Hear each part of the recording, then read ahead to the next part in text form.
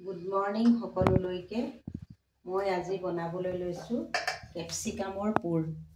এইটো চাওকচোন, কেপচিকামটো এনেদৰে মই অকণমান সময় নিমখ পানীত মই এনেদৰে ৰাখিলোঁ। নিমখ পানীত ৰখাৰ ফালি ল'লোঁ। প্ৰথমতে এনেকৈ ফালি লৈছোঁ, যিহেতু মই পুৰখিনি ভৰাব লাগিব। এনেকৈ ফালি ধুই মেলি ভালদৰে এনেকৈ ফালি নিমখ পানীত অলপ সময় থৈ ল'লোঁ।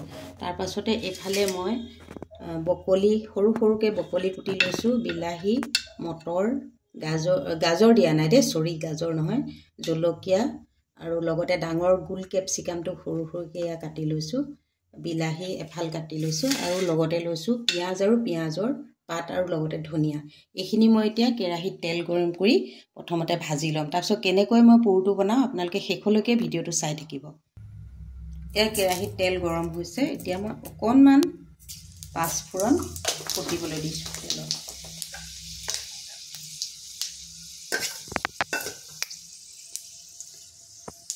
পাঁচফোৰণখিনি যিহেতু পকিলে তেলতে, এতিয়া মই সকলো পাচলিবিলাক এনেদৰে তেলতে দি দিছোঁ। সকলোখিনি এনেকৈ তেলত দি অকণমান সময় ভাজি ল'ম। ভজাৰ পিছত মই পুৰটো কেনেকৈ বনাম আপোনালোকে শেষলৈকে চাই থাকিব।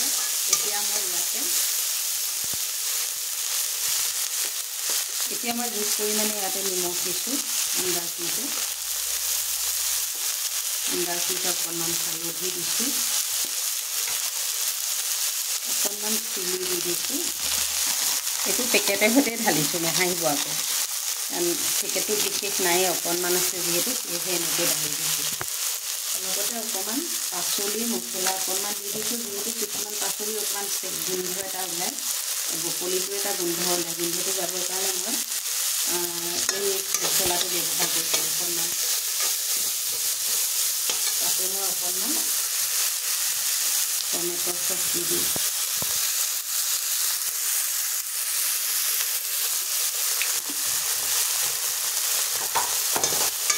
এনেকৈ বনাই অলপ সময় ভজা হ'লেই মই পুৰটো বনোৱা আৰম্ভ কৰিছোঁ। চাই থাকিম।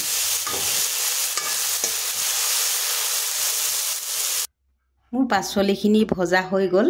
ভজাৰ পিছত এনেদৰে ৰাখি থৈছোঁ। এতিয়া মই এনেকৈ আগতে ৰেডি কৰি ৰখা কেপচিকামকেইটা এনেকৈ পুৰ দিবলৈ লৈছোঁ। এনেকৈ ভাজি ৰখা পাচলিখিনি এনেকৈ তাৰ ভিতৰত ভৰাই দিছোঁ।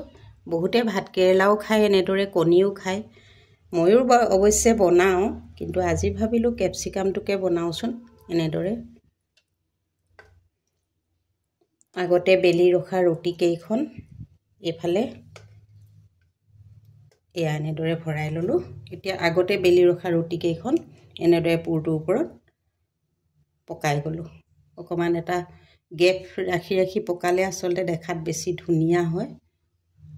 ভাগি গৈছে এইডোখৰ।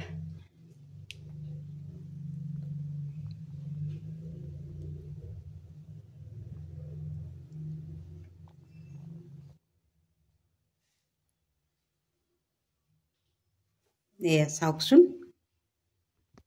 এনেদৰে মই এটা এটাকৈ এনেকৈ পাক দি যাম। আৰু লগতে ক'বলৈ পাহৰিছোঁ, আমাৰ ওচৰতে ডিব্ৰুগড় তুলসীগাঁও নামঘৰ প্ৰাংগণত আজিৰে পৰা অনুষ্ঠিত হৈ আছে ভাগৱত পাঠ। যিসকল ব্যক্তি ভক্তপ্ৰাণ ৰাইজ আহিবলৈ ইচ্ছা আছে, সুবিধা অনুযায়ী তেখেতলোক আহিব পাৰে। ভাল লাগিব লগ পালে। তাতে নিশ্চয় লগ পাম। ময়ো এয়া গৈ আছোঁ অলপ পাছতেই। মই কিন্তু তেলৰ বস্তু ৰান্ধিছোঁ, আচলতে বনাইছোঁ, কিন্তু আজিৰে পৰা তেলটো সাধাৰণতে আমি নাখাওঁ আৰু লগতে মাছ মাংসটোতো একেবাৰে নাখাওঁ। কিন্তু মই এইখিনি বনাবৰ কাৰণেহে আচলতে, মানে ল'ৰা ছোৱালী হ'লে খাব বুলি বনোৱা হৈছে আচলতে। কিন্তু তেল মছলা জাতীয় বস্তুবোৰ অকণমান এইকেইদিন নাখাওঁ বুলিয়ে ভাবিছোঁ। আগে পিছেও নাখাওঁ ভাগৱত পাঠ হ'লে। আপোনালোক ভাগৱত পাঠলৈ আহিব যদি সম্ভৱ হয়। চাওক, মই এনেদৰে এতিয়া এটা এটাকৈ বনাই যাম। ইয়াত তেল গৰম কৰা হ'ল। এতিয়া মই এনেদৰে পুৰকেইটা তেলত দি ফ্ৰাই কৰিম। এয়া আজিৰ হৈ গ'ল মোৰ কেপচিকামৰ ৰোল বা পুৰ, কিবা এটা নাম দিলেই হ'ল।